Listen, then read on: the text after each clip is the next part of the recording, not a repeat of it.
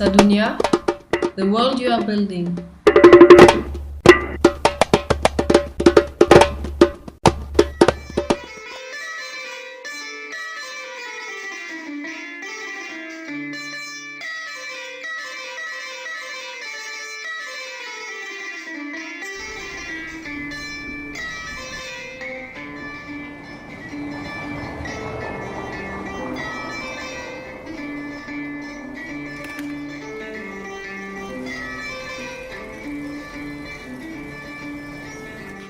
Bonjour tout le monde, j'espère que vous allez bien. Moi c'est Olivier Rudet, j'ai 24 ans et je suis originaire de Moselle.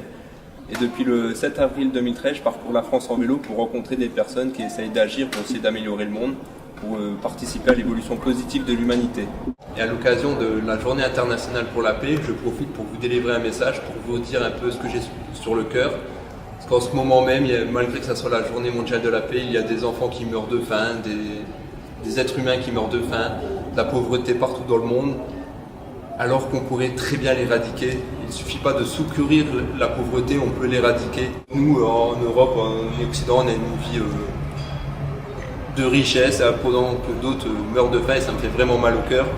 Et j'aimerais bien que cette journée mondiale de la paix soit appliquée, et soit pas appliquée une journée par an, mais tout le temps. C'est normal, parce qu'il n'y a pas des personnes qui valent plus que d'autres, on est tous égaux. Donc pourquoi j'en suis arrivé à faire ce périple en vélo? Donc un petit historique. Donc depuis tout petit, un peu comme tout le monde, on m'a conditionné, on m'a mis un format dans la tête, un schéma. Donc on m'a dit il faut aller à l'école, après tu dois aller trouver un travail, donc faire métro boulot dodo, et après tu auras la retraite. Donc comme tout le monde, j'ai fait tout ça sans trop me poser de questions. J'étais à l'école, donc bien évidemment on choisit ses études, on choisit son boulot, mais tout le temps dans un peu la même optique de vie, quoi. Donc j'ai eu des bons résultats scolaires, mais c'était plus pour faire plaisir que par autre chose. Je me demandais mais qu'est-ce qu'on fait là, tous être enfermés dans une classe, à apprendre. Bon, il y a des choses utiles quand même, heureusement, mais beaucoup de choses inutiles. Puis je me posais des questions sur le monde, je vois qu'il y a de la pollution, je vois qu'on est en train de détruire le monde, la fonte des glaciers, la déforestation, le dérèglement climatique, des personnes qui meurent de faim, environ une personne tous les 4 secondes, l'extinction de nombreuses espèces animales, des conditions de vie pour de nombreux animaux dans des élevages industriels horribles, la guerre, le trafic d'enfants, le trafic d'armes, les inégalités hommes-femmes, et plein de problèmes comme ça, et malheureusement c'est que quelques petits exemples parmi de nombreux autres problèmes. Donc je me suis toujours un peu renseigné, mais tout en continuant à faire un peu comme tout le monde, en me disant bon, ce que j'y peux, c'est pas de ma faute, j'y peux rien, c'est comme ça, on verra bien après. Après, je me suis renseigné au niveau de la création monétaire par les institutions privées, par les banques, et là j'ai compris une terrible arnaque, comment était créé l'argent. Peu de personnes sont au courant pour le moment, mais ça commence un peu plus à savoir que l'argent était créé à partir de rien sous forme de dette. Et là, on se rend compte que c'est une grosse absurdité, qu'il faut toujours créer plus d'argent pour pouvoir rembourser les intérêts qui n'existent pas. Et on comprend bien pourquoi ils nous parlent toujours de croissance, à la télé, les politiciens, ils ont tous le même discours. Et une croissance infinie dans un monde fini, comme quelqu'un le dit, je sais plus qui, il faut soit être un fou, soit un économiste pour y croire. C'est totalement impossible. On fonctionne, on a une structure, l'humanité fonctionne, mais c'est un fonctionnement non viable, c'est un fonctionnement obsolète et c'est un fonctionnement destructeur, quoi. Et ce qui arrive là dans le monde, tous les problèmes, pour moi, c'est avec un jeu comme ça, le fait d'avoir une structure où le but c'est de faire de l'argent à tout prix, du profit, c'est totalement normal d'avoir tous ces problèmes. Et tant qu'on sera dans cette optique, on peut essayer de résoudre un problème, mais il y aura un autre problème, même 3 autres problèmes qui se rajouteront. Il faut, à un bout d'un moment, il faut éradiquer les problèmes, mais aussi changer cette structure qui est néfaste. Donc voilà, donc je me suis renseigné, j'ai fait un peu du bénévolat dans des associations, dans des mouvements. Et petit à petit, je me suis rendu compte qu'on n'en parlait pas entre nous, pas forcément ici, mais que partout dans le monde et en France, il se passait plein de choses. Et je me suis dit, tiens, pourquoi pas aller voir ce qui se passe, tout simplement, pour me faire une idée des autres manières de vivre. Donc depuis le 7 avril, je parcours la France en vélo pour aller voir ces différentes personnes, ces différents lieux. Donc j'ai commencé, je suis parti de Metz en vélo. J'ai fait une ferme équestre où là c'était de l'agriculture biologique, qui s'occupait des chevaux, qui prenait soin des chevaux. Il y avait les énergies renouvelables, ils accueillaient des jeunes issus des foyers pour les aider tout simplement, pour les soutenir. Après j'ai été à Écolonie, c'est un centre écologique aussi dans les Vosges, c'est un gros centre avec 8 permanents et beaucoup de bénévoles et des touristes. Et ça permet aussi de faire de l'agriculture biologique, instaurer de nouvelles valeurs, de nouvelles idées, fonctionner différemment, sans que ça soit la course au profit de chacun pour soi. Après, je me suis rendu à l'association naturelle. Ils font de la permaculture, beaucoup de pédagogie auprès des jeunes et des enfants, mais aussi pour tous les âges, pour expliquer comment cultiver en prenant soin de l'environnement, montrer qu'on ne sait pas la nature, qu'on ne doit pas adapter la nature à nous, mais c'est que l'homme qui doit s'adapter à la nature en fonction avec, en la comprenant. C'était aussi la rotation des cultures, se soigner avec les plantes, la cueillette sauvage, les plantes comestibles, parce qu'il y a beaucoup de plantes comestibles. Après, j'étais à l'écolieu Vola-Douce. Après, je me suis rendu à l'éco-hameau solidaire Gauchène. Après, j'ai été voir une activiste au sein de 3 mouvements, le mouvement Colibri, Incroyable Comestible et le mouvement Zeitgeist. Après, je me suis rendu à un lieu de vie qui fait partie de Oasis en tout lieu, ça s'appelle Terre de Possible. Donc tout ça, tous ces lieux, ils essayent aussi, c'est souvent vivre différemment, pas faire de l'argent, dire l'argent c'est un but, non, l'argent c'est simplement un moyen pour instaurer des choses, pour essayer de vivre différemment avec des valeurs saines et montrer qu'on peut vivre dans une structure viable pour la planète, que c'est vraiment possible. J'étais à Lyon voir aussi des personnes qui agissent pour changer les choses. Je me suis rendu en Ardèche à un refuge pour animaux, il y avait à peu près 80 chats, des chiens, des chèvres, un sanglier. Et le refuge vient tout simplement en aide aux animaux abandonnés.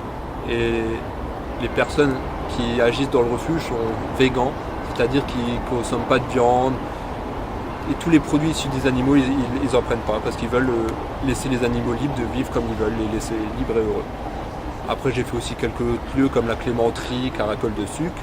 C'est aussi des gens qui essaient de vivre en autonomie, essayer de faire les choses par eux-mêmes, arrêter de par exemple aller dans les magasins tout acheter, mais essayer d'être en autosuffisance. Et le dernier lieu que j'ai fait, c'est un agriculteur biologique pour les plantes médicinales et aromatiques. Donc là je fais une petite pause en vélo pendant 1 mois pour reprendre des forces et après je repars à l'aventure. Donc tout ce parcours en vélo, ça m'a permis de constater ce que je me doutais déjà et ce que je ressentais, mais ça m'a conforté dans cette idée qu'il y a énormément de personnes qui agissent pour faire changer les choses, qui veulent que ça change et qui y croient. Et quand je vois tout ça à droite à gauche, je me dis ah waouh, tout ce qui se passe c'est fabuleux quoi, parce que souvent on se dit oh je suis tout seul à penser comme ça, qu'est-ce que moi je pense comme ça et tous les autres pensent différemment, mais c'est pas vrai, on est énormément et de plus en plus en ce moment dans une période où la prise de conscience est énorme, il y a de plus en plus de personnes qui agissent et c'est possible. Si chacun fait sa petite part, c'est possible de changer le monde. S'il y a 99 personnes qui se disent c'est pas possible et une personne qui croit à l'utopie, c'est vrai, ça va être dur, mais c'est quand même pas impossible. Il suffit qu'il y ait une personne pour transmettre l'idée et tout est possible. Mais si ces 100 personnes disent on va mettre en place l'utopie, et ben l'utopie elle est vraiment réalisable. Et même s'il n'y a pas ces 100 personnes, ça va se faire petit à petit. Après, donc qu'est-ce qu'il faut faire pour changer les choses? On voit que le monde va mal, on veut le changer, qu'est-ce qu'on peut faire? Donc déjà c'est s'informer objectivement, c'est-à-dire sans subir le conditionnement des principaux médias sur les grandes chaînes de télé qui ont tous la même optique, tous la même vision des choses, qui parlent que de croissance, de chômage et des choses qui ne changeront pas le monde, quoi. Ils ne parlent jamais de la fin dans le monde ou quelques secondes. Donc voilà, s'informer, après informer les autres, informer son entourage, ses amis, ses collègues, partout autour de soi. On peut essayer de diminuer les trajets en voiture et privilégier le vélo, la marche à pied, le covoiturage. Essayer de consommer pas de viande, voire plus du tout. Faire son propre jardin, consommer bio, essayer de consommer local, ne pas consommer inutilement. Essayer d'aller plutôt dans des brocantes, sur des sites de dons gratuits sur internet, réparer soi-même. On peut ramasser des déchets dans la nature, recycler. Et ça, c'est que des exemples parmi de nombreuses autres actions. On peut faire des dons du sang. L'appliquer maintenant. On peut être membre d'une AMAP, c'est l'association pour le maintien d'une agriculture paysanne, ou la ruche qui dit oui. On peut faire du bénévolat dans des associations comme UNICEF, Greenpeace.